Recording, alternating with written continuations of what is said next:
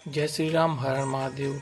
आप सभी का स्वागत है। आज के इस अंक में, हस्तरेखा शास्त्र के इस अंक में हम सरल रेखाओं के विषय में जानेंगे और पहचानेंगे कौन सी रेखाएं कहां से प्रारंभ होती हैं, और धीरे धीरे हम अंक बढ़ाते जाएंगे। तो आज के भाग में चलिए मैं आपको बताता हूं सभी मूल रेखाओं के विषय में।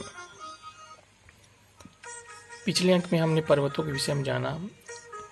ये गुरु उंगली होती है, ये शनि, ये सूर्य, ये बुध।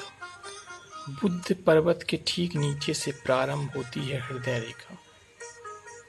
उंगलियों के नीचे जो सबसे बड़ी रेखा होती है वह हृदय रेखा होती है, जो शनि पर्वत या गुरु पर्वत पर समाप्त हो जाती है। ये 2 मुख भी हो सकती है, 3 मुख भी हो सकती है। इसके अलग अलग भेद होते हैं जो हम अगले अंक में जानेंगे। अभी मैं आपके को केवल मूल रेखाओं के विषय में बताता हूँ। और ठीक गुरु पर्वत के नीचे से प्रारंभ होती है दूसरी रेखा जो होती है वह होती है मस्तिष्क रेखा, जैसे मैंने यहाँ पर लिख रखा है। यह गुरु पर्वत से प्रारंभ होती है। यह जीवन रेखा से जुड़ी भी हो सकती है या अलग भी हो सकती है, स्वच्छंद भी हो सकती है। मान लीजिए मैं यहाँ से काट देता हूँ तो ऐसी भी हो सकती है या जुड़ी भी हो सकती है। इसमें सब अलग अलग होती हैं और सबके अलग अलग भेद होते हैं, वह हम जानेंगे समय समय पर। मस्तिष्क रेखा के जस्ट नीचे जो ये रेखा होती है ये अपनी जीवन रेखा कहलाती है। और ये जो 3 रेखाएं जहाँ से अपनी कलाइयाँ प्रारंभ होती हैं वो मणिबद्ध रेखाएं कहलाती है। ये अपनी तीनों मणिबद्ध रेखाएं होती हैं। ये अपनी जीवन रेखा हो गई। जीवन रेखा मणिबद्ध तक भी जा सकती है या बीच में भी समाप्त हो सकती है। ये कभी कभी ऐसा होता है कि यहाँ कट जाती है फिर प्रारंभ होती है। उसके सबसे अलग अलग गुण होते हैं, हम समय समय पर चर्चा करेंगे। तो आज हम केवल पहचानते हैं कि कौन सी रेखा क्या होती है। तो ये अपनी जीवन रेखा होती है।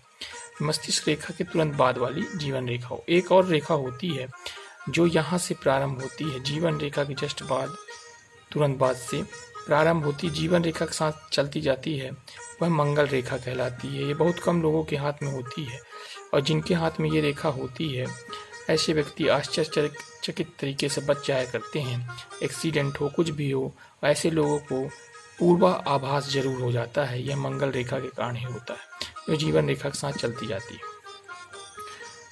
पिछले अंक में हमने पर्वतों के विषय में जाना। ये सभी पर्वत उंगलियों के नीचे होते हैं। अब इन पर्वतों पर भी जाने वाली बहुत सारी रेखाएं होती हैं। जैसे मान लीजिए एक रेखा मणिबद्ध पर्वत से होते हुए शूर पर्वत तक जाए तो ये शूर रेखा कहला जाएगी।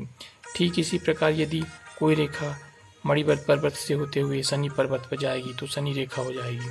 इसी प्रकार गुरु रेखा, बुध रेखाएं भी होती हैं। और ये रेखाएं, जो भी रेखाएं होंगी, वो जब पर्वतों तक पहुँचती हैं तभी हम उन रेखाओं को उनका नाम देते हैं।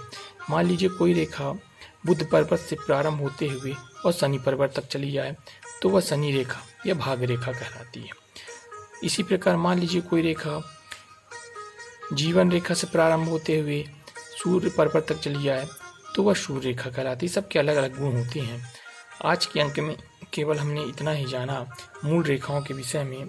अगले अंक में हम पुनः एक नए विषय के बारे में जानेंगे, और हर एक रेखाओं के विषय में मैं आपको धीरे धीरे बताते रहूँगा।